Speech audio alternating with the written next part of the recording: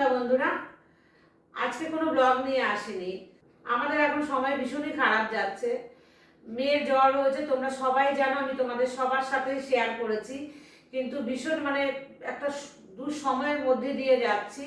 তো তোমরা সবাই একটুখানি প্রে করো আমার মেয়ের জন্য, ও যেন খুব তাড়াতাড়ি সুস্থ হয়ে ওঠে। এত দূর থেকে আছি, এখানে কিচ্ছু করতে পারছি না, যেতেও পারছি না। আর মেয়ে খুব তাড়াতাড়ি আবার আমার কাছেও আসবে। মেয়ের পরীক্ষা কালকেও আছে। তো যাই হোক, সারাদিন আজকে ব্লগ আমি করেছি, তুলে রেখেছি ব্লগ। তো সেই ব্লগ আমি তোমাদের সাথে শেয়ার করব কাল বা পরশু। তো আজকে যে জন্য তোমাদের সামনে আমি আসলাম। তো মেয়ের জ্বর তোমরা সবাই জানো। তো মেয়ের জ্বরটা কিছুতেই সারছে না, কয়েকদিন ধরে ঘুরে ফিরে বারবারই আসছে জ্বরটা। খুব টেম্পারেচার না হলেও জ্বর কিন্তু থেকেই যাচ্ছে। তো সেটা নিয়ে খুব চিন্তায় ছিলাম, আর এক্সামও চলছিল। এখন যেহেতু ওদের ভাইবা প্র্যাকটিক্যাল চলছে, তো সে কারণে ওদের গ্যাপ দিয়ে দিয়ে পরীক্ষাগুলো হচ্ছে। তো আজকে ও গিয়েছিল ওরা ডাক্তার দেখাতে, ওর সাথে গিয়েছিল ওদের বন্ধুরা ডাক্তার দেখাতে। তো সেই ডাক্তার দেখিয়ে এসছে। ওখানে কিন্তু অনেকগুলো ব্লাড টেস্ট করতে দিয়েছে। তো ব্লাড টেস্টের সাথে সাথে ওখানে হয়েও গেছে। হওয়ার পর কিন্তু এই মাত্র রিপোর্ট এসছে। তো রিপোর্টটা ভালো একদমই আসেনি। সেটা নিয়ে ভীষণই চিন্তায় আছি। তাই তোমাদের কাছে একটু আমার অনুরোধ, যাতে আমার মেয়ের জন্য তোমরা সবাই প্রে করো, ও যেন খুব তাড়াতাড়ি সুস্থ হয়ে ওঠে। যেহেতু আমি ওখানে নেই, ওর রিপোর্টে ভালো আসেনি রেজাল্ট। তো দুটো সমস্যা ওর দেখা দিয়েছে। তো বলছি তোমাদের সাথে, যেহেতু একা থাকে, খাওয়া দাওয়া তো ঠিক করে খায় না। শুধু আমার মেয়ে ওখানে একা নয়, আমার মেয়ের মতন প্রচুর মেয়েদের ওখানে সমস্যা হয়েছে। আমি হোস্টেলে যখন গিয়েছিলাম, তখন ওরা বলছিল যে আন্টি, 1-2 বছর থাকার পরে কিন্তু আমাদের নানা রকম সমস্যা হচ্ছে। আর আমার মেয়ে তখন নতুন, তো কিছু হয়নি, কিন্তু এখন এই সমস্যাটা হলো যে ওর ব্লাড টেস্টের রিপোর্টে ওর এসে হচ্ছে টাইফয়েড ধরা পড়েছে। আর তার সাথে হয়েছে ওর ইউরিন ইনফেকশন। সেই জন্যই কিন্তু মেয়ের এই জ্বরটা যাচ্ছে না, বারবার ঘুরে ফিরে আসছে। তো মেডিসিন দিয়েছে ডক্টর। আর হচ্ছে জল, ওখানকার জল ভালো না, তোমাদেরকে আমি আগেও বলেছিলাম। তো সেই জল থেকেই কিন্তু এই সমস্যাটা হয়েছে। আর ও হয়তো জল কমই খায়, ফল খেতে চায় না একদমই। তো একটুখানি প্রে করো তোমরা বন্ধুরা, ও যেন তাড়াতাড়ি সুস্থ হয়ে যায়। আর আমিও যেতে পারছি না, হাত পা এমন বাধা।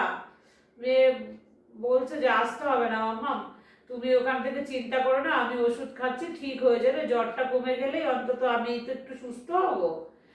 আর এখনো গায়ে জ্বর আছে, 103 জ্বর। তো আমি এই অবস্থাতে ভিডিও আমি তুলে রেখেছি সন্ধে অবধি কি কি করলাম, কিন্তু সেটা আমি আর কিছুতেই ভয়েস দিতেই পারছি না ভিডিওটার।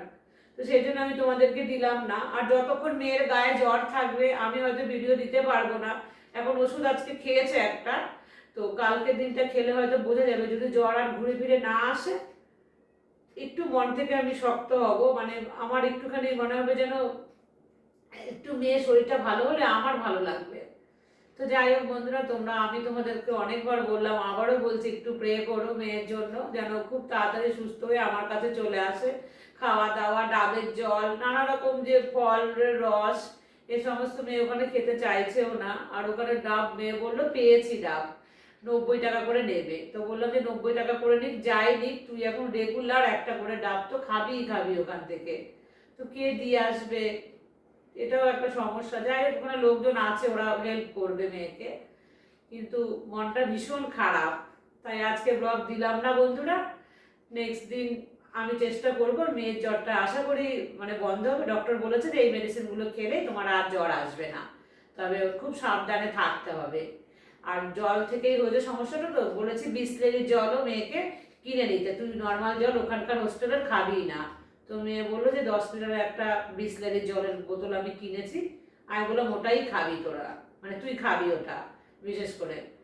তো বললো আচ্ছা ঠিক আছে, ওটাই খাবো। আমি বললাম হ্যাঁ, তাড়াতাড়ি সুস্থ হয়ে যায়। আর মেয়ে কিন্তু পুরো বিছানায় কিভাবে শুয়ে আছে, ওটা আমি সহ্য করতে পারছি না।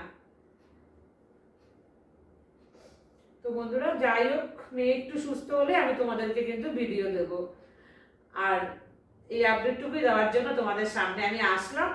তো আজকের মতন আমি এটাই রাখছি। তোমাদের সাথে আমি আবার নেক্সট ব্লগ নিয়ে, যদি মেয়ের জ্বরটা না আসে আমি কালই দেবো, আর না হলে আমি পরশু তোমাদের থেকে তোমাদেরকে আমি ভিডিও দেবো। কারণ আমি ভিডিওটা তো তুলেই রেখেছি। তোমরাও সবাই কিন্তু সাবধানে থেকো, বাচ্চাদেরকে খুব সাবধানে রেখো, প্রচুর প্রচুর জল খাওয়াও, ফল খাওয়াও। তো আজকের মতন এই পর্যন্তই রাখছি। টাটা।